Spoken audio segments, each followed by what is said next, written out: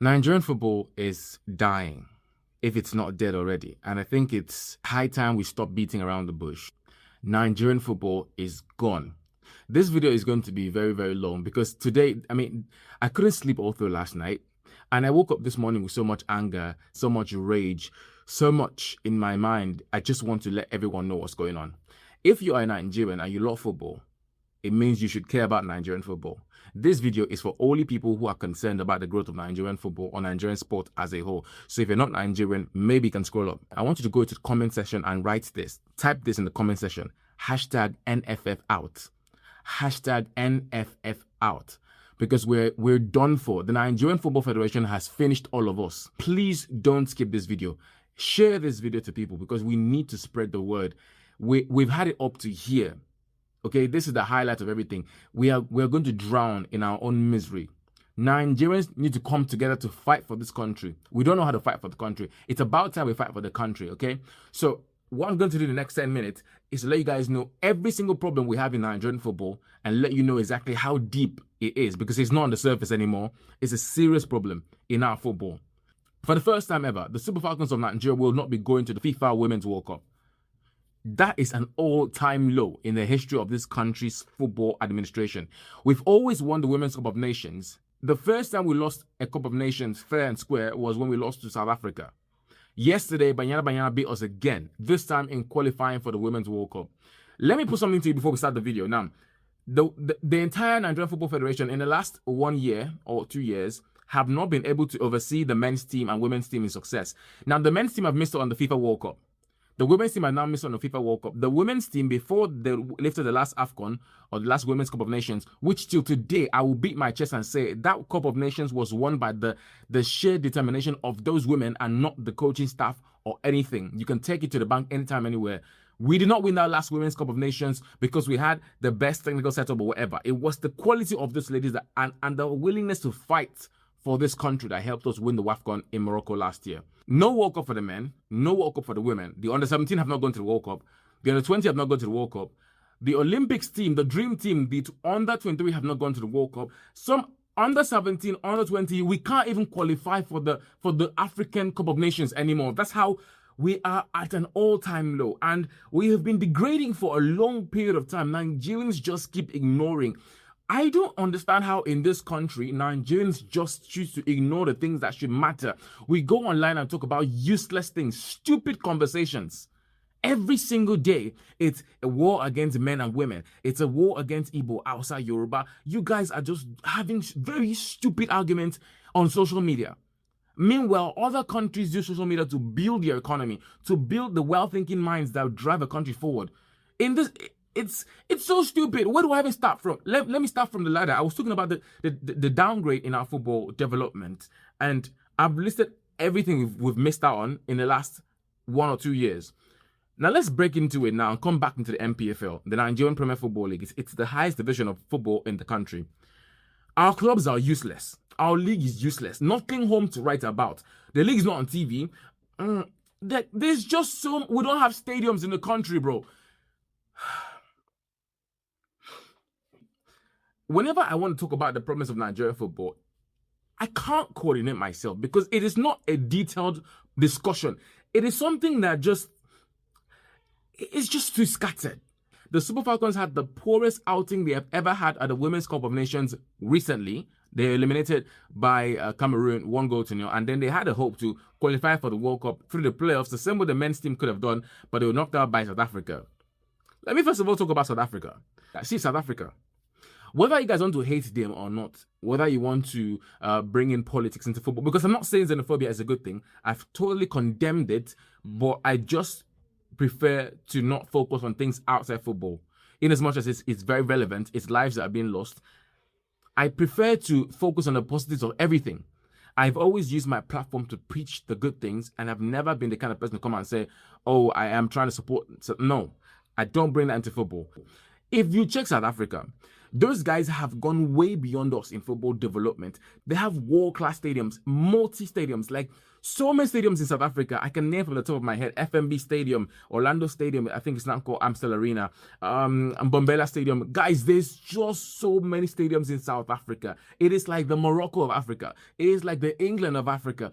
Those guys have advanced their football to a point that we cannot catch them in the next 10 years, Nigeria. We can't catch South Africa.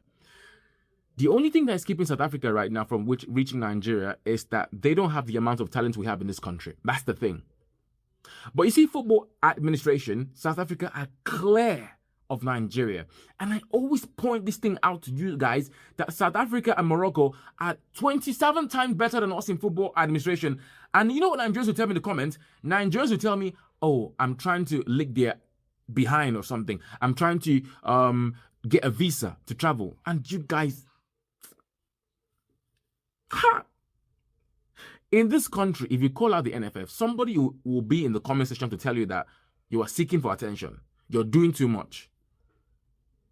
The people who have the voices to help us fight this fight don't want to say anything. They're actually on the NFF side.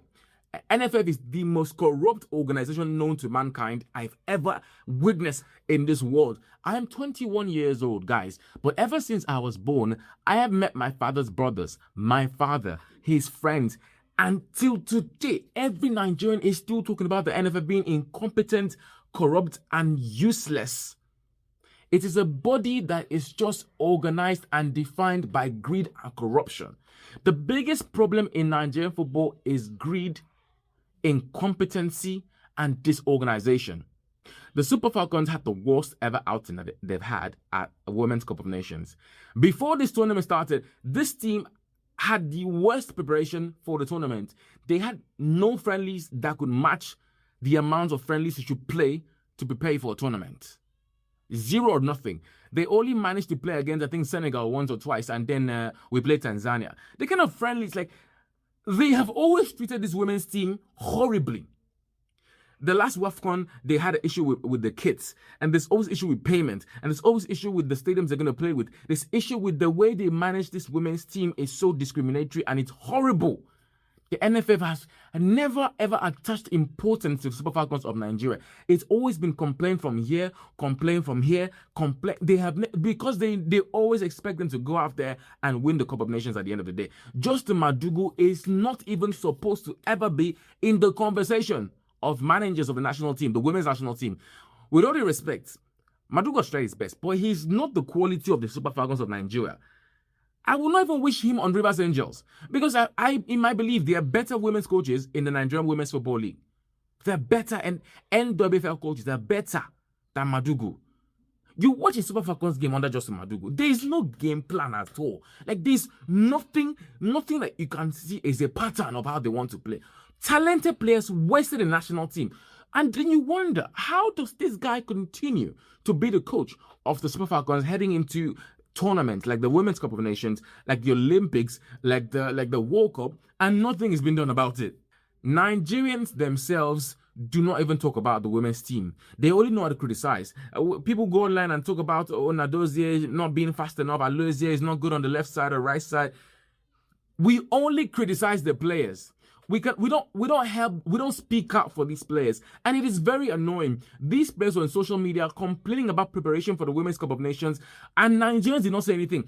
Only when the tournament came to a collapse, Nigerians went to social media saying, this one cannot play, that one cannot play. What are you people doing in this country, for God's sake?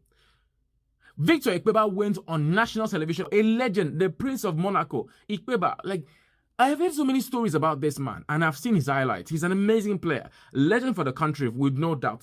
But how do you go on national television and ridicule Rashida Ajibade, the captain of the Super Falcons, by the way, for demanding a better treatment of the Falcons, the women's national team, 10-time women's champions in this continent? And Ikbeba went on TV on Monday Night Football on SuperSport and said what? That she should watch her mouth. Today, the women's team have crashed out of the Cup of Nations. They have crashed out of the World Cup qualifiers. We're done for. The NFF have neglected the MPFL for such a long time.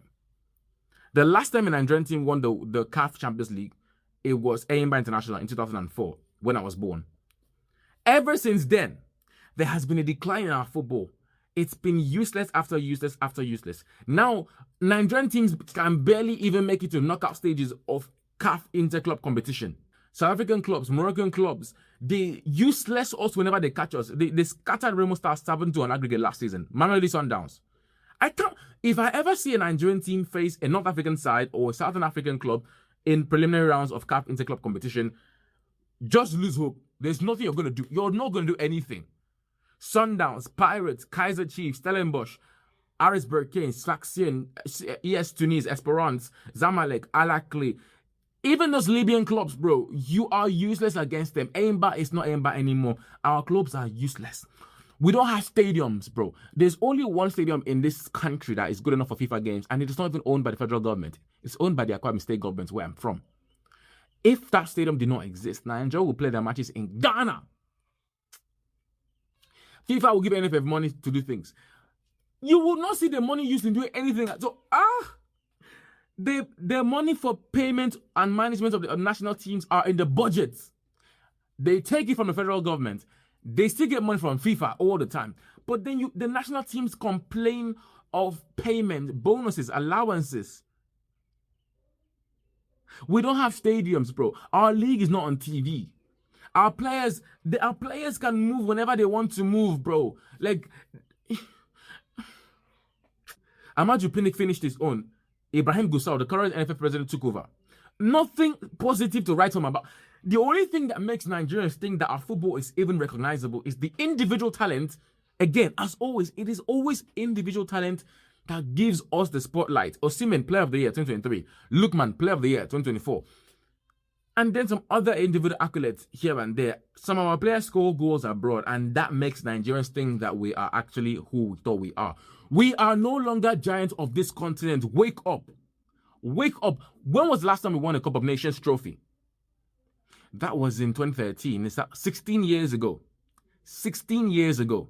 And if you speak now, some Nigerians will have the guts to open them up and tell you, oh, when last did Ghana win a Cup of Nations? Are you people insane? When last did Egypt win a Cup of Nations? We're not going to the World Cup. A Nigerian opened his mouth to tell me, Italy did not go to the World Cup as well. Italy also missed out on back-to-back World Cups. It's not that bad. Do you have 4 World Cups? Italy have, is it 4 or 5? Ha! Mediocre. We are just used to mediocre things in this country. Amaju Pinnick was NFF president. The man refused to develop the Nigerian Premier Football League. No stadiums, no sponsorship deals, no broadcast, nothing good at all came from the MPFL. You know what the man did with taxpayers' money? Pinnick took our money and flew across Europe, going to go and beg players that were half-caste. And I say this with all due respect to every single player that is half-caste watching this video. I have nothing against you guys. But see the money that this man used in flying across Europe to go and beg players that did not grow up in Nigeria, that grew up in another man's country. Those players were developed by the facilities of another man's country. You went to go and beg them to come and play for Nigeria. Meanwhile, our brothers are here, suffering in the MPFL. And you did not think of using that money to develop the league and get your own players like Moroccans do, like Egyptians do, like South Africans do. Everything that we get in the national team must be abroad. The first Nigerian team that won the AFCON were home-based players. They have abandoned the home-based.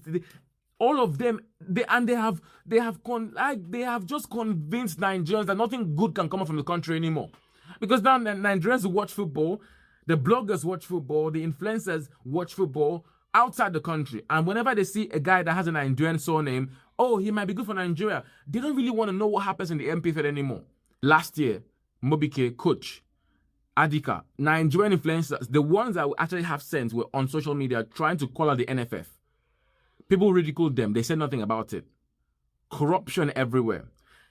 I'm using God's name to beg you, please, if you have watched this video this far, please help us spread the word. The NFF is crumbling us. We are finished. The reason I love Nigerian football is that when I was younger, I was 9 years old. The first football match I ever saw live was a Nigerian Football League game. I can always remember that game to today. Akwa United against Enugu Rangers. It was 1-1. Until today, I love the MPFL. You cannot walk up to a Nigerian, an average Nigerian teenager, and ask them to name at least 10 Nigerian clubs and they'll name it. Everybody is shifting blame to everybody. NFF is blaming the fans. The fans is blaming the clubs. The clubs are blaming the players. We're cooked. Our problems are more than 30 minutes. I've not even addressed all the problems in this video. Please share this video and let's come together, have a voice. Hashtag NFF out.